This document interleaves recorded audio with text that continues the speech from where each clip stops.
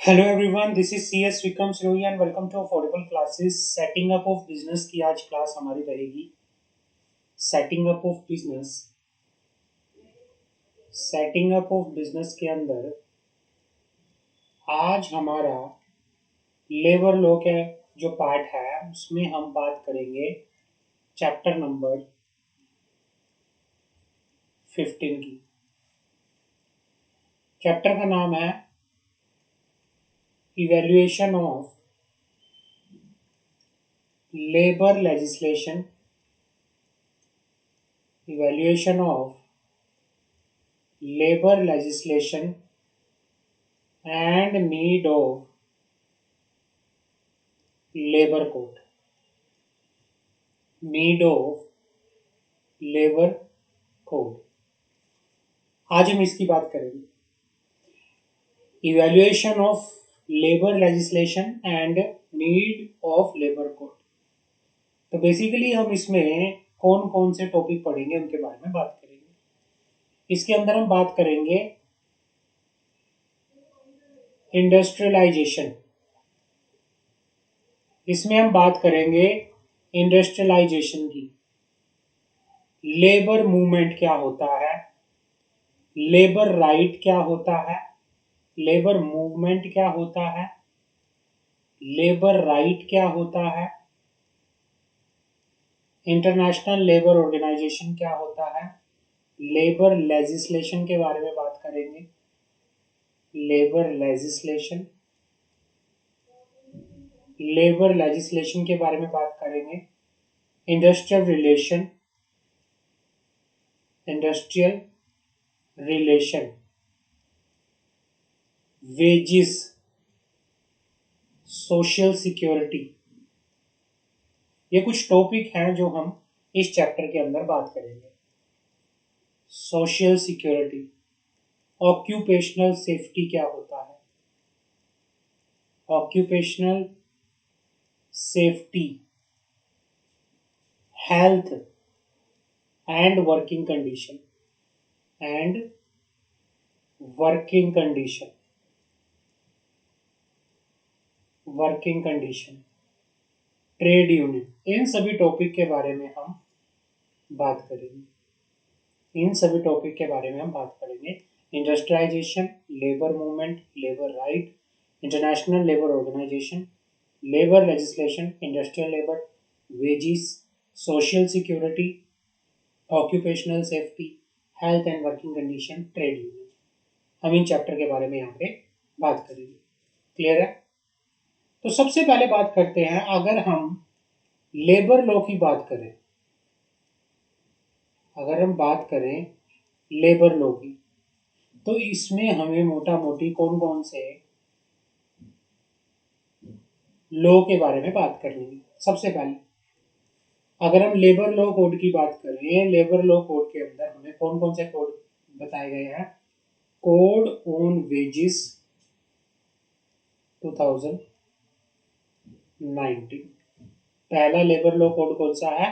Code on wages 2019। दूसरा code कौन सा है? Code on social security, code on social security 2020। तीसरा कोड है occupational safety, occupational safety, health and working condition, health and working condition, industrial relation code, industrial relation code 2020। तो labour law code चार तरह के हैं।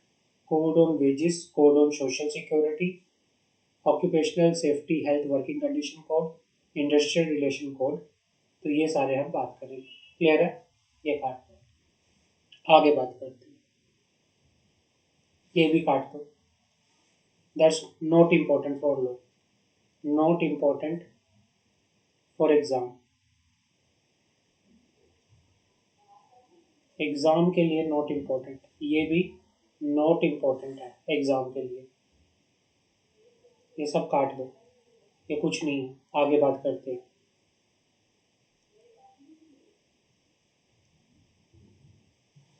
यहां से बात करते हैं। Need to bring new legislation, need to bring new legislation.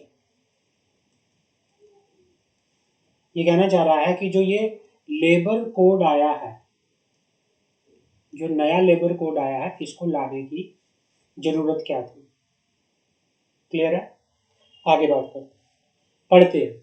Labour is covered, जो लेबर थी उसको कंकरेंट लिस्ट में कवर्ड किया हुआ है हमारे कॉन्स्टिट्यूशन के अंदर। जो हमारे कॉन्स्टिट्यूशन के अंदर लेबर है, लेबर से रिलेटेड जितने भी मैटर हैं वो किस में है, वो कंकरेंट लिस्ट में है। मतलब इनसे रिलेटेड लॉ बनाने की power central government state government दोनों के पास है। क्लियर है। कंकरेंट, ये कंकरेंट लिस्ट में है। क्लियर है। Therefore rule governing labour law can be pass by the both parliament, जो लॉ बनाने की पावर है, the power to making law with respect to labor law, with respect to labor law किसके पास है, वो हमारे बोथ पार्लियामेंट, पार्लियामेंट और स्टेट लेजिस्लेशन, स्टेट लेजिस्लेशन दोनों के पास है। क्लियर है। The resolution of labor dispute, working conditions, social security, pay are only a few of the labor related issue। अब लेबर रिलेटेड इश्यू क्या क्या हो सकते हैं, लेबर से संबंधित कौन कौन से मुद्दे हो सकते हैं, लेबर से संबंधित कौन कौन से मुद्दे हो सकते हैं, बात करते हैं। लेबर से रिलेटेड कौन कौन से मुद्दे हो सकते हैं उनकी बात करते हैं।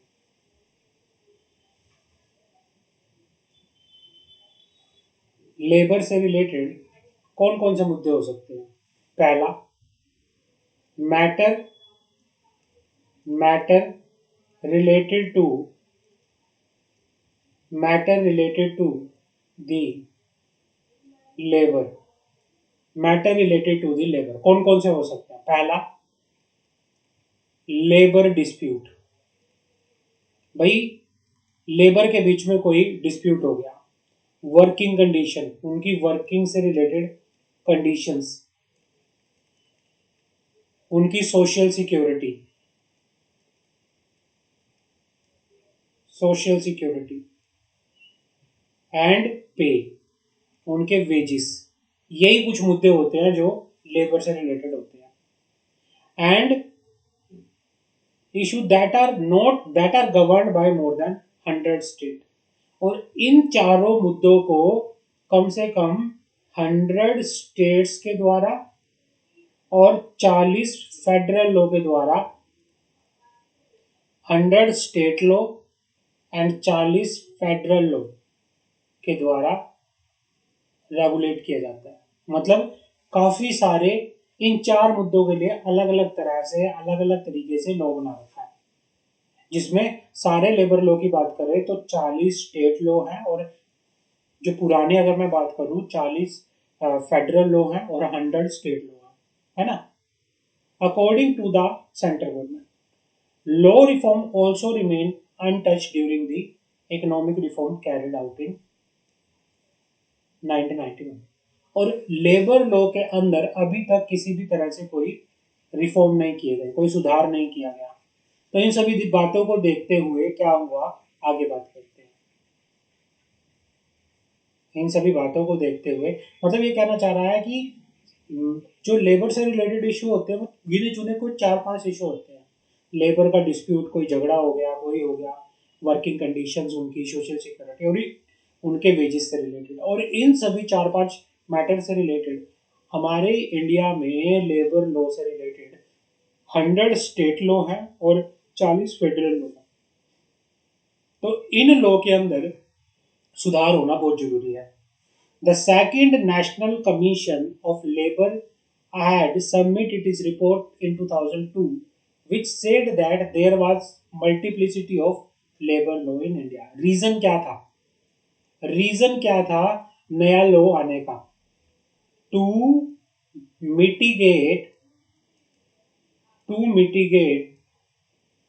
Multiplicity of labour law. Labour law की मल्टीप्लिसिटी को क्या करना?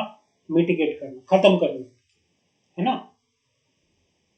मल्टीपल, ये कहना चाह रहा है कि the state commission of labour submit, उसने 2002 में अपनी रिपोर्ट सबमिट की, which said that there was multiplicity of labour law in India, therefore recommendation that at the central level multiple labour law should be codified in 4 और 5 labour code. ये कहना चाह रहा था कि भाई इन मल्टीपल लॉ को, जो ये 100 स्टेट लॉ है, 40 फेडरल लॉ है जो भी लेबर लॉ से रिलेटेड है, इनको क्या करना चाहिए? इनको सिर्फ 4 या 5 सेंट्रल लेवल पे, इनको सिर्फ 4 या 5 लेबर कोड में कोडिफाई करना चाहिए। जैसे इंडस्ट्रियल रिलेशन से रिलेटेड, वेजेस से रिलेटेड, सोशल सिक्योरिटी से रिलेटेड, वर्किंग कंडीशन से रिलेटेड, सिर्फ 4 या 5 क्या होने चाहिए? कोड होने चाहिए। While discussion were held on it, however, no serious initiative was taken in direction during the time period of 2004 to 2014. Clear? The brainstorming on the labor code were fast-tracked when GST as one nation, one tax was applicable in the country, with consequence and aligned with motto "Sabka Saath, Sabka Vikas and Sabka Vishwas." So by taking forward the progressive thinking, the reform of labor law will also be speed up. Extensive discussion were held before initiation of labor reform by Ministry of Labor and Employment. Initially, as a part of government pre-legislative consultative policy, the ministry uploaded all the draft labor code on the website for stakeholder and public consultation. During 2015 to 2019, the ministry organized 9 tri-party discussion in which all the center, trade union, employee association, representative of state government were invited to give their opinion on the labor reform. All the 4 bills were also examined by the Parliament Standing Committee, which gave the recommendation to the government. In order to codify 29 central legislation, the Ministry of Labour and Employment submit Labour Code Bill 2019. While the Code on Wages 2019 was approved by the Parliament, the Standing Committee on Labour was tasked with handling the 3 other bills. मतलब ये कहना चाह रहा है कि भाई 2019 में क्या हुआ था? पार्लियामेंट ने 2019 में पार्लियामेंट ने क्या किया था? कोड ऑन वेजेस को अप्रूव कर दिया था। कोड ऑन वेजेस को अप्रूव कर दिया गया था।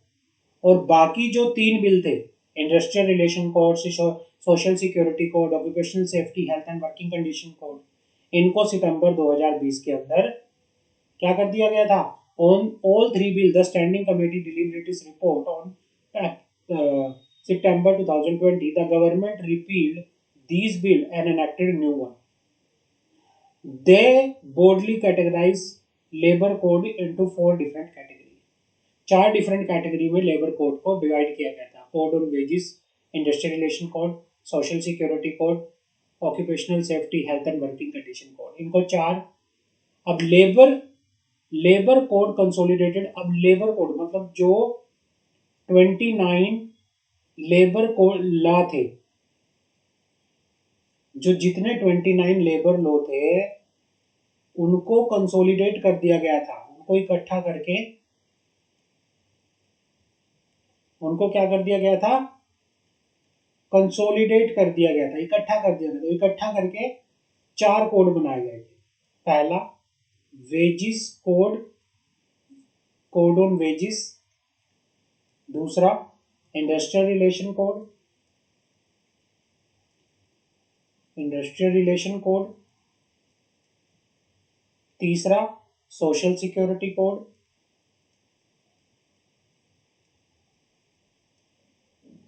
और पांचवा occupational safety, occupational safety and working condition, and working condition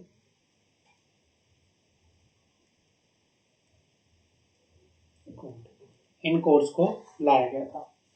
अब पर्पस क्या है लेबर लॉ का? लेबर लेजिस्लेशन जो है, जो ये लेबर लॉ है, लेबर लेजिस्लेशन को आप लेबर लॉ भी कह सकते हैं। पर्पस क्या है?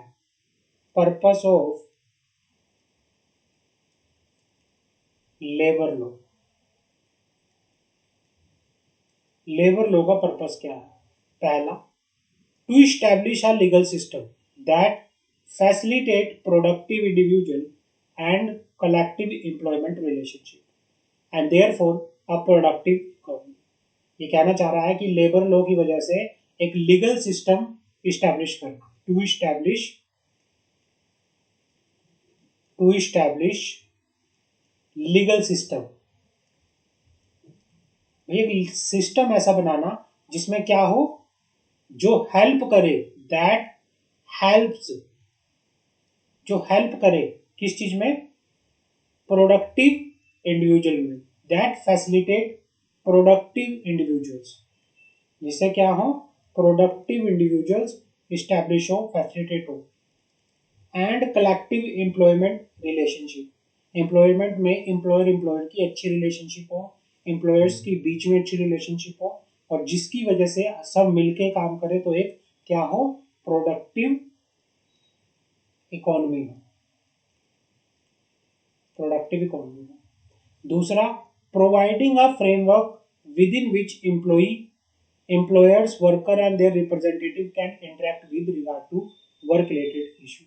मतलब ये कहना चाह रहा, टू प्रोवाइड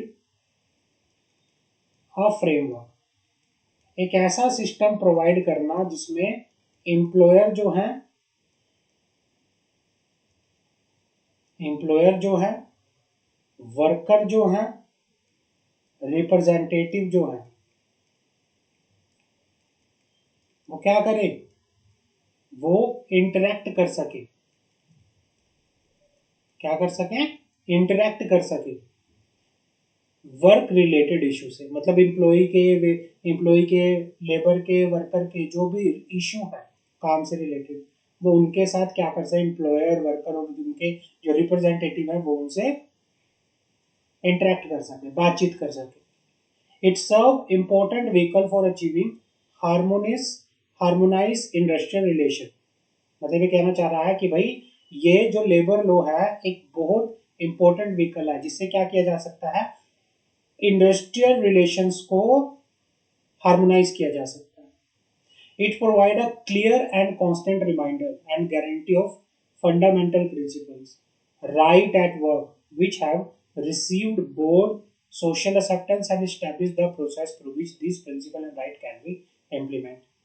मतलब ये कहना चाह रहा है कि जो लेबर लॉ है वो प्रोवाइड करता है एक क्लियर और कांस्टेंट रिमाइंडर। वो क्या प्रोवाइड करता है, एक क्लियर और constant reminder and guarantee of fundamental principle. It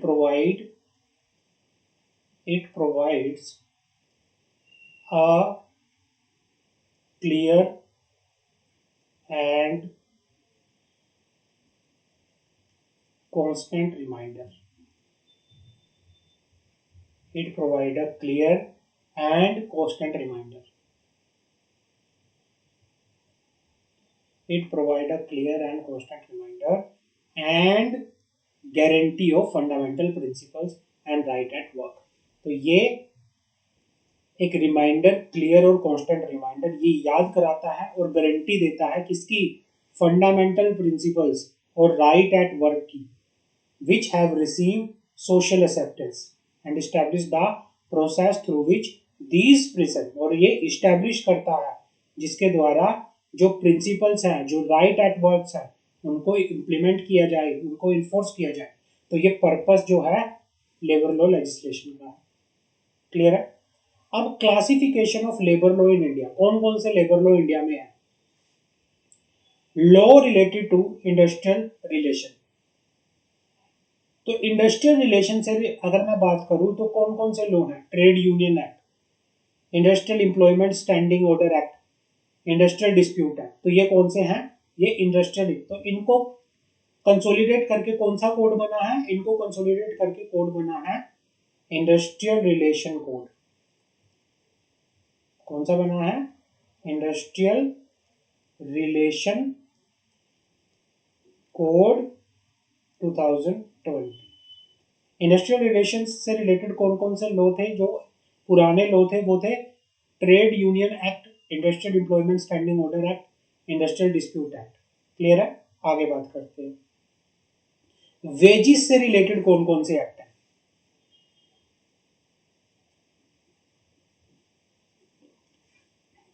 wages से रिलेटेड कौन कौन से एक्ट है? वेजिस से रिलेटेड एक्ट की अगर मैं बात करूं तो payment of gratuity act, minimum wages act, payment of bonus act, working journalist fixation of rate of wages act. Clear है? लॉ रिलेटिंग इनको कंसोलिडेट करके कोड ऑन वेजिस बना, कोड ऑन वेजिस बना 2019।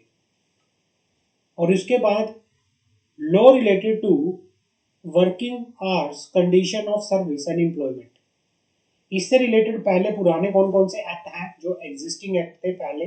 वो कौन कौन से एक्ट है? जैसे फैक्ट्री एक्ट हो गया, प्लांटेशन लेबर एक्ट हो गया, माइंस एक्ट हो गया, working journalist and other newspaper employee condition of service and miscellaneous provision act हो गया, merchant shipping act, motor transport act, beedi and cigar worker contract labour, sale promotion act. ये सारे जो act है ये दे रखे हैं। ये कौन से एक्ट थे? Law relating to working hours condition act. तो इनको कंसोलिडेट करके कौन सा एक्ट बना? Occupation safety health and working condition code 2020। Clear है? आगे बात करते हैं। Law relating to equality and empowerment of women. इनसे रिलेटेड कौन कौन से एक्ट हैं? इनसे रिलेटेड वुमेन से रिलेटेड, उससे रिलेटेड एक्ट है maternity benefit act, equal remuneration act, law relating to deprived and disadvantage section of the society, जैसे bonded labour system abolition act, child and adolescent labour prohibition and regulation act, children pledging of labour act. तो ये सारे जो हैं ये law relating to deprived and disadvantage section of the society से related. आगे बात करते हैं social security. Social security code जो है उससे रिलेटिव, सोशल सिक्योरिटी से रिलेटिव कौन कौन से लॉ थे? सोशल सिक्योरिटी से रिलेटेड जो लॉ है ये है employ compensation act 1923, employ state insurance act 1948, employ provident act and miscellaneous provision act 1952, payment of gratuity act, employ liability act, beedi worker welfare cess act, beedi worker welfare fund act, cine worker welfare, cine worker welfare cess act, cine worker welfare fund act, fatal accident act, iron ore mines manages ore mines and chrome ore mines labor act, limestone and dolomite mine labor welfare act, mica mines and labor welfare fund act, personal injuries compensation insurance act, personal injury emergency provisions act। ये सारे जो हैं ये social security act है जिसको अब क्या कर दिया गया है? इसको सोशल सिक्योरिटी कोड में कंसोलिडेट कर दिया गया है। सोशल सिक्योरिटी कोड 2020 में इसको कंसोलिडेट कर दिया गया। आगे बात करते हैं। अब आता है objective of new labour code.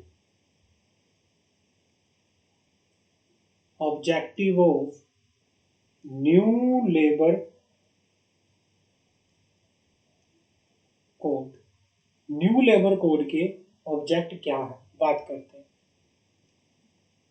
For the sake of clarity, standardization in terminology and consistency in approach, the Commission emphasized the necessity to streamline and unify labor legislation. Consolidating labor law would also enable more comprehensive मतलब इसका objective क्या है, consolidate करना, consolidate consolidate क्या करना, labour लो,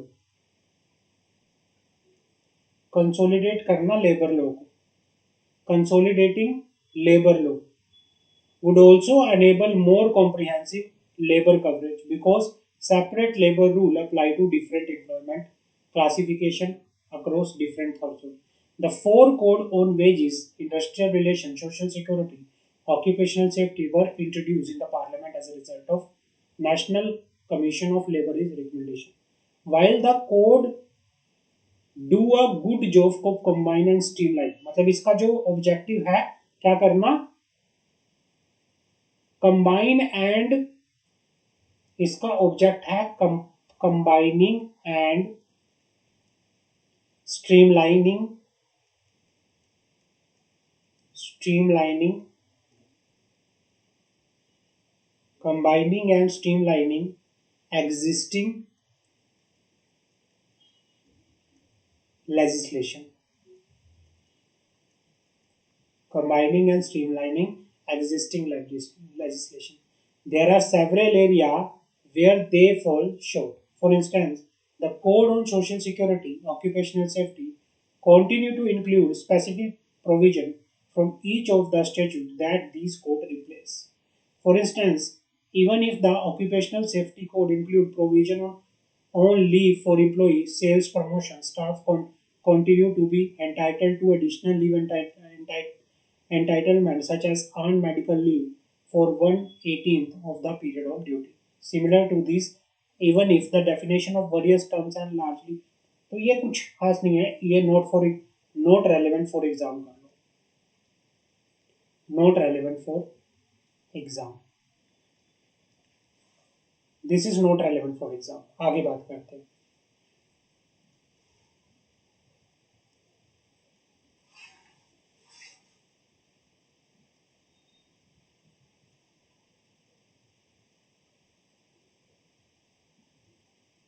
अब बात करते हैं feature of new labour code, feature of new labour code. New labour code के फीचर क्या है बात करते हैं। More labour rule are applicable to business larger than particular size. Threshold based on company size could ease the burden of compliance for business.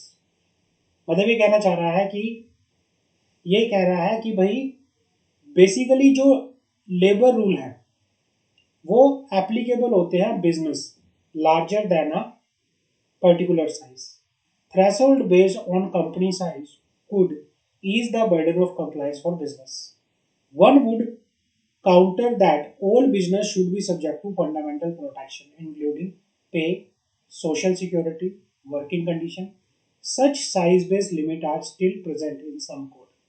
ये कहना चाह रहा है कि भाई अभी भी कोड के अंदर जो थ्रेशोल्ड लिमिट है वो अवेलेबल है, कि size based limit are still present in the code, कि बिजनेस के ऊपर ये कहना चाह रहा है कि depend upon the size of the business labour law क्या होते हैं, एप्लीकेबल होते हैं। तो अभी भी क्या है, जो साइज बेस्ड जो ये एप्लीकेबिलिटी है, जो थ्रेशोल्ड है, threshold limit is still available. आप ये लिख सकते हो,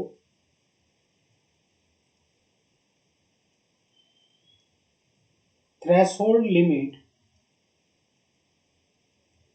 for applicability of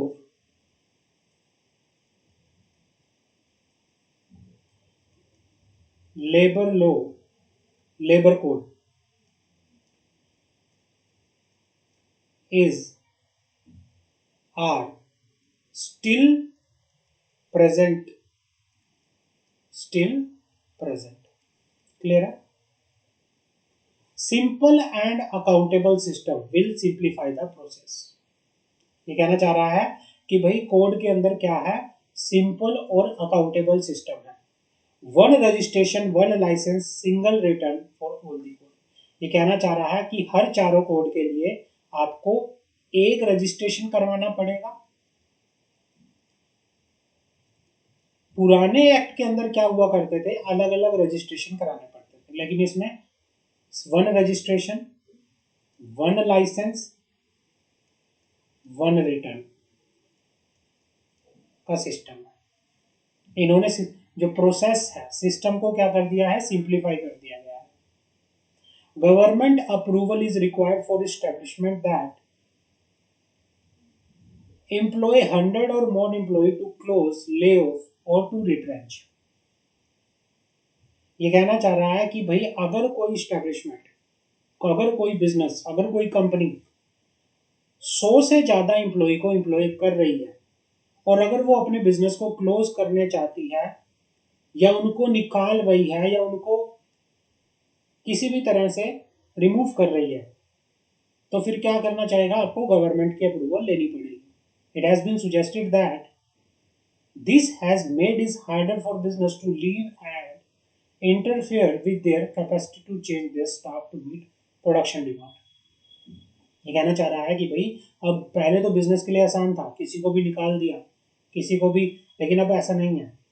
नए लेबर कोड आने की वजह से अब आपको पहले अगर किसी को भी स्टाफ को अगर आपको निकालना है तो फिर आपको क्या करना पड़ेगा, आपको गवर्नमेंट की अप्रूवल लेनी पड़ेगी। This number is increased to 300 by Industrial Relation Code and the government is permitted to raise it further by notification। अब इंडस्ट्रियल ये कहना चाह रहा है कि government approval is required for establishment that employ 100 or more employee to close, lay off or retrench। It has been suggested that this has made it harder for business to leave and has interfered with their capacity to change their staff to meet the production demand। This number has increased। अब number को क्या कर दिया गया है, industrial relation code के अंदर, industrial relation code के अंदर 300 कर दिया गया है। The complexity of labour law has led to many complaints. Labour law के अंदर काफी तरह के 29 टाइप्स के लेबर लॉ थे।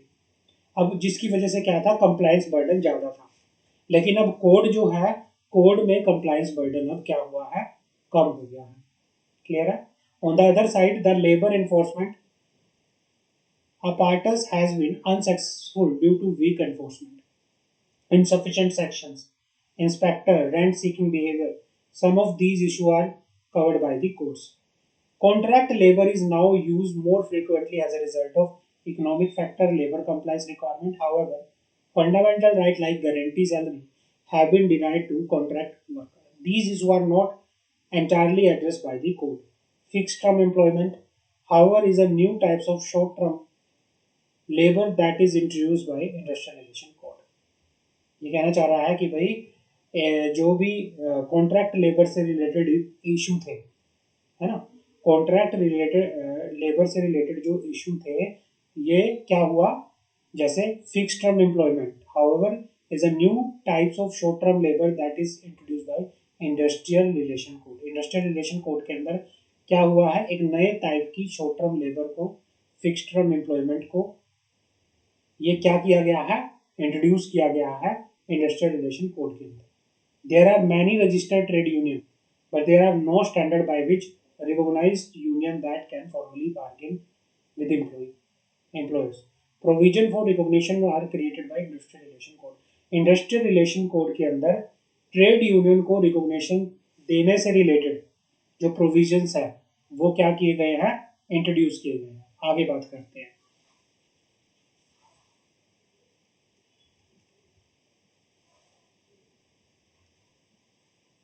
The code are generally simply labour rule. इन्होंने लेबर रूल को क्या कर दिया गया है, सिंपल कर दिया गया है।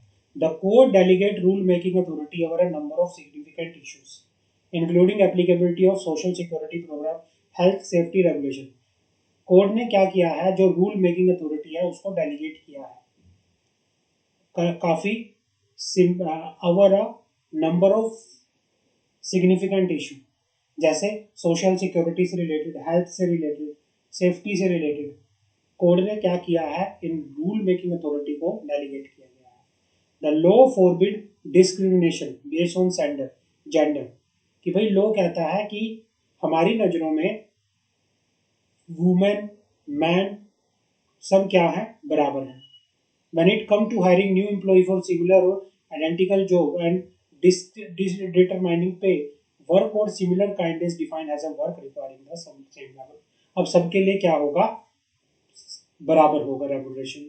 समझ आ गई? तो ये सारे के सारे क्या है, दीज आर फीचर, ये फीचर है, ये क्या है, फीचर है। अब कौन कौन से एक्ट हैं जो लेबर कोड में सबसम हो गए हैं? सबसम का मतलब हो गया है जो लेबर कोड के अंदर वो कौन कौन से लॉ हैं, कौन कौन से एक्ट हैं, कौन कौन से एक्ट हैं जो लेबर कोड के अंदर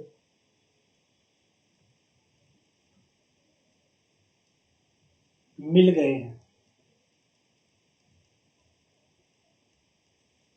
जैसे act subsume by the four labour code.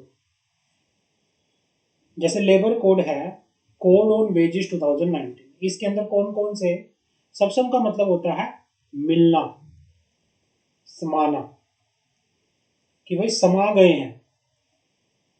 Payment of wages act, minimum wages act, payment of bonus act, equal remuneration, ये चारों एक्ट जो हैं ये किस में चले गए हैं, कोड ऑन वेजेस 2019 में चले गए हैं। आगे बात करते हैं occupational safety health and working condition code 2019।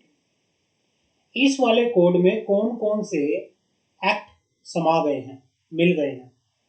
Factory act, mine act, dock worker safety health and worker act, building and other construction worker, plantation labour act, contract labour, interstate migrant workman, working journalist and other newspaper employ, working journalist fixation of rate of wages, motor transport worker act, sales promotion employees act, beedi and cigar worker, cine worker and cinema theatre. तो ये सारे worker से related जो भी act थे वो किस में चले गए हैं, वे occupational safety health and working condition code के अंदर चले गए हैं। आगे बात करते हैं इंडस्ट्रियल रिलेशन कोड में कौन कौन से एक्ट हैं जो मिल गए हैं। बात करते हैं इंडस्ट्रियल रिलेशन कोड के अंदर कौन कौन से एक्ट हैं जो मिल गए हैं।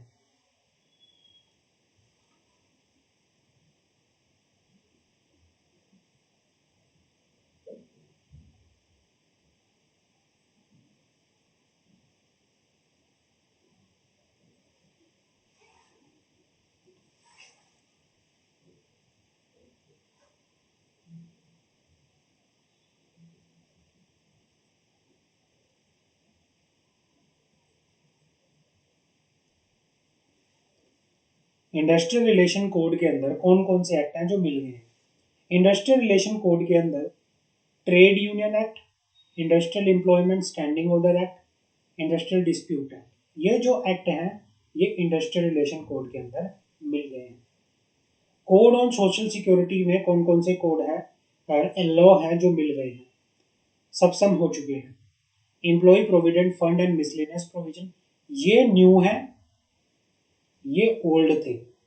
अब ये ओल्ड लॉ जो है ये न्यू में मिल चुके हैं। Employ provident fund and miscellaneous provision act, employ state insurance act, employ compensation act, employ employment exchange compulsory notification of vacancy act, maternity benefit act, payment of gratuity act, senior worker welfare fund. तो ये सारे जो law हैं ये नए course के अंदर क्या हो गए हैं, सबसम हो गए हैं। क्लियर है? अब बात करते हैं रिफॉर्म प्रपोज बाय, रिफॉर्म का मतलब होता है सुधार, रिफॉर्म्स का मतलब होता है सुधार। वो कौन कौन से सुधार हैं, वो कौन कौन से रिफॉर्म हैं जो नए लेबर कोड में आए, समझ आ गए? तो सबसे पहले बात करते हैं code on social security. Code on social security के आने से कौन कौन से सुधार आएंगे? कोड ऑन सोशल सिक्योरिटी के आने से कौन कौन से सुधार आएंगे? The code to amend the to code to amend and consolidated the law relating to social security। मतलब इसने क्या किया है? इसने अमेंड किया है एंड कंसोलिडेट किया है। किसको? The law relating to social security. The law relating to social security with the goal to extend social security to, मतलब इसका जो ऑब्जेक्टिव है वो क्या है? सोशल सिक्योरिटी जो ये कोड है 2020, इसका ऑब्जेक्टिव क्या है? इसका ऑब्जेक्टिव है टू प्रोवाइड सोशल सिक्योरिटी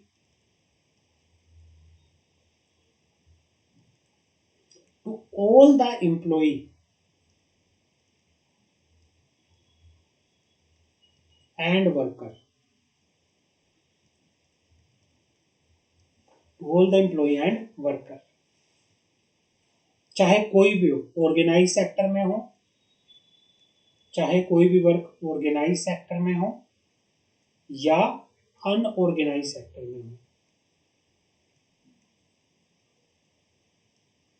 उनकी वर्किंग कंडीशन को, उनकी सोशल सिक्योरिटी को प्रोवाइड करना for the matter connected therewith an incident there. To ensure security for all worker, the central government has amalgamate 9 labour law into social security.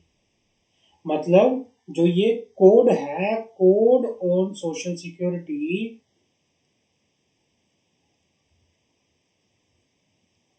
इसके अंदर 9 labour law अमलगामेट हो चुके हैं।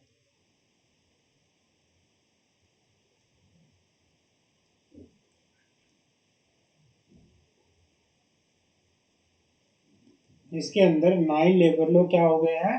अमलगामेट हो गए हैं। क्लियर है? Into the social security code to in order to secure the right of worker for insurance pension। अरे किस पर्पस के लिए ये कोड बनाया गया है? To secure the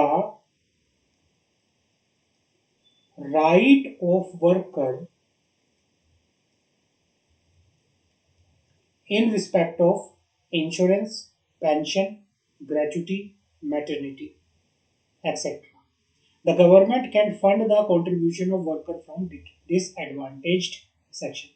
The feature of the code on social security has under benefit of pension scheme to all worker of organized, unorganized, self-employed sector। ये कहना चाह रहा है कि भाई जो पेंशन स्कीम है, ईपीएफओ का जो बेनिफिट है, वो चाहे कोई भी वर्कर हो, ऑर्गेनाइज सेक्टर से हो, अनऑर्गेनाइज सेक्टर से हो, सेल्फ एम्प्लॉयड सेक्टर से हो, सबको क्या मिलेगा? इक्वल मिलेगा। Creation of social security fund for providing comprehensive social security to unorganised sector. Unorganised sectors के जो वर्कर हैं, जो एम्प्लॉय हैं, उनको सोशल सिक्योरिटी देने के लिए सोशल सिक्योरिटी फंड को क्रिएट करना। Through a small contribution benefit of free treatment is available under hospital and dispensary of ESIC.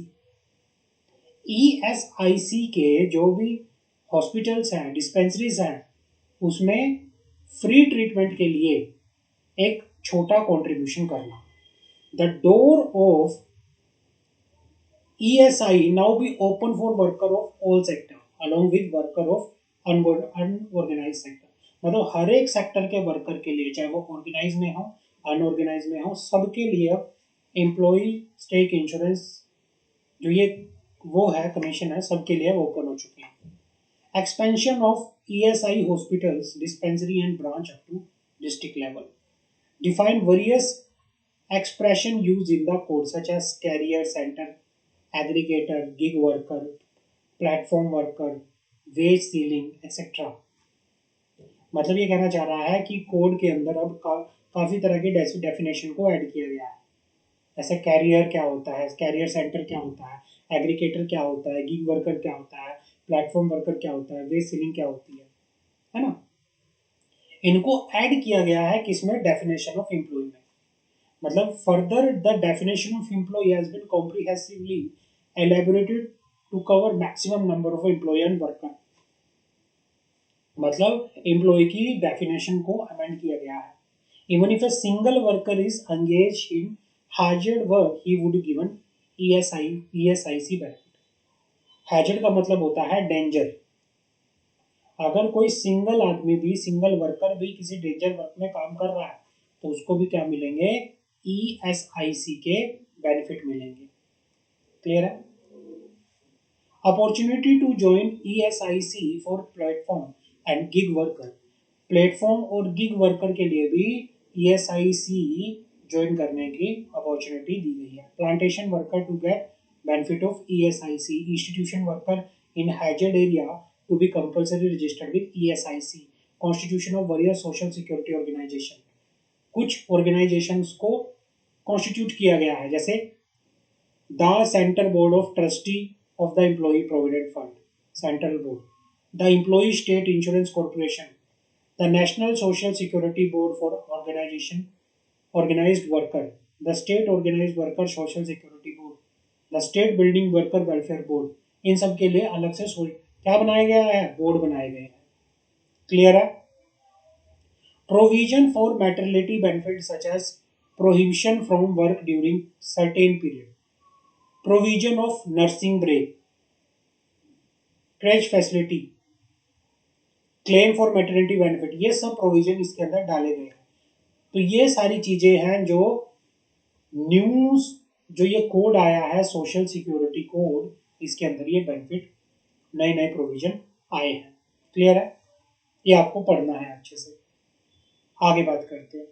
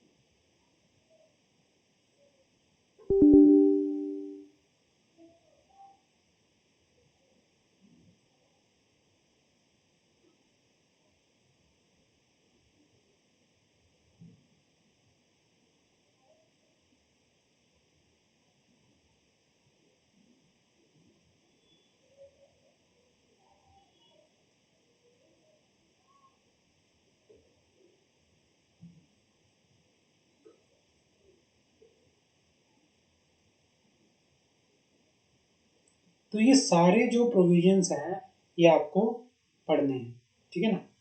जो जैसे और क्या क्या बेनिफिट प्रोवाइड किए गए हैं,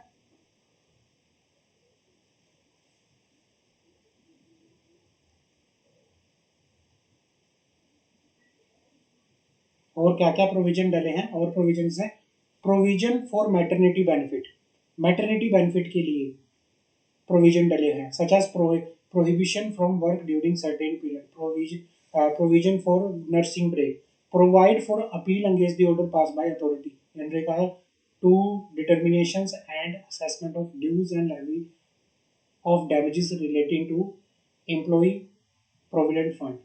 तो ये अपील से रिलेटेड मैटर भी इसमें डले हैं, तो आपको ये पढ़ना है, ठीक है ना।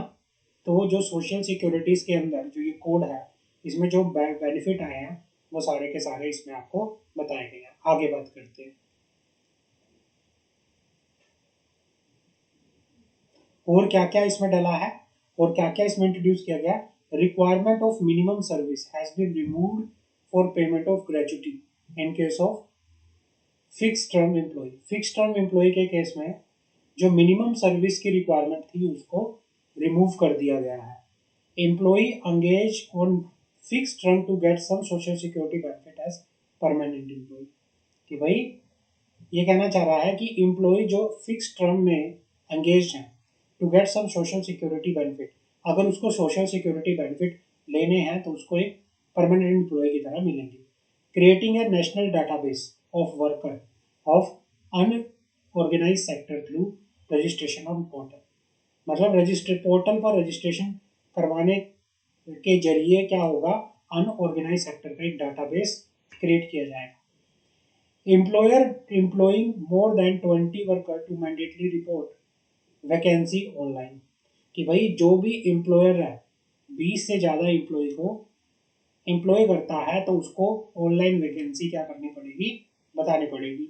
Universal account number and unorganised sector worker along with Aadhaar based universal account number to ensure seamless portability. तो ये सारी चीजें जो है सोशल सिक्योरिटी कोड के अंदर डली हैं, ये आपको पढ़ना है अच्छे से एग्जाम के लिए। आगे बात करते हैं। इसी तरह से सोशल सिक्योरिटी, जो हमने सोशल सिक्योरिटी बात की थी, इसी तरह से occupational safety health and working, इसी तरह से क्या है, occupational safety health and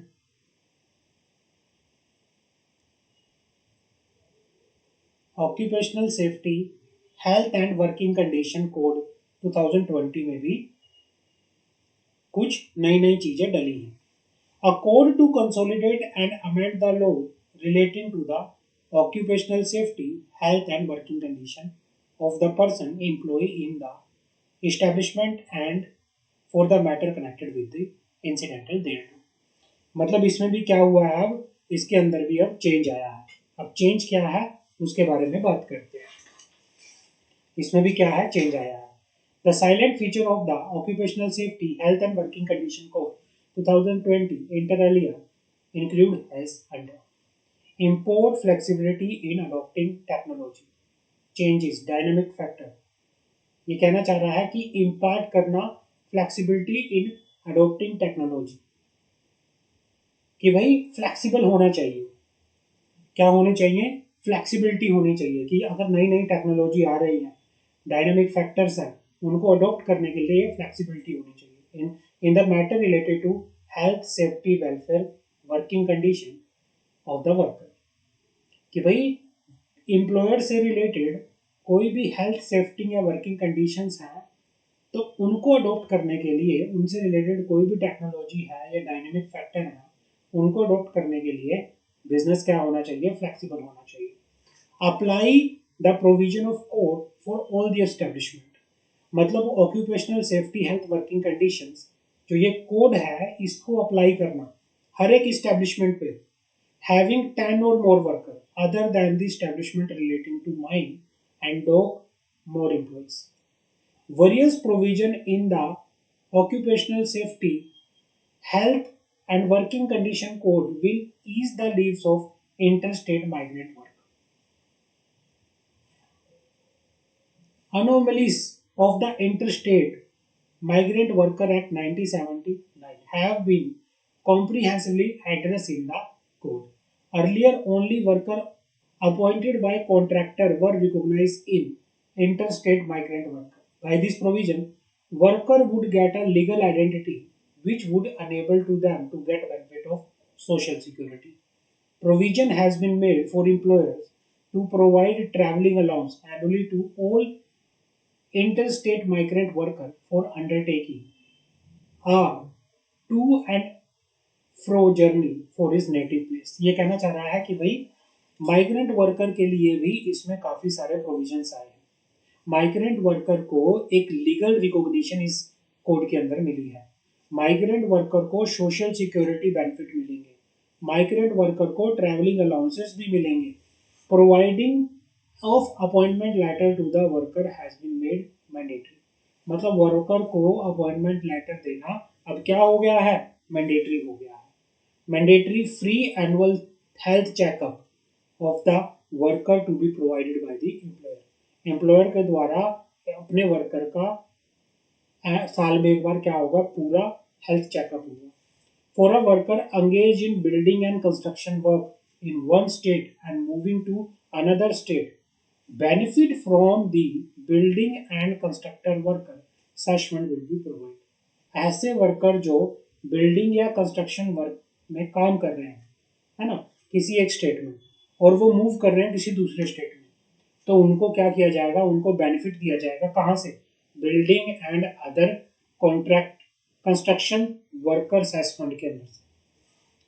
under the one nation one ration card has interstate migrant worker would get ration card facility in the state he is working in, and remaining member of his family would be able to avail the ration card facility in the state where they are reside।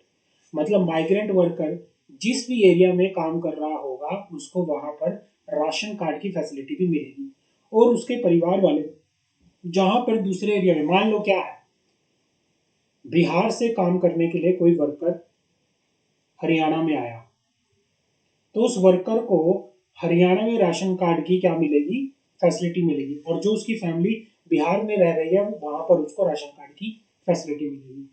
Mandatory helpline facility in every state for resolution of inter-state migrant workers grievances। National database to be created for the interstate migrant worker। Instead of 240 days, now a worker has worked 180 days।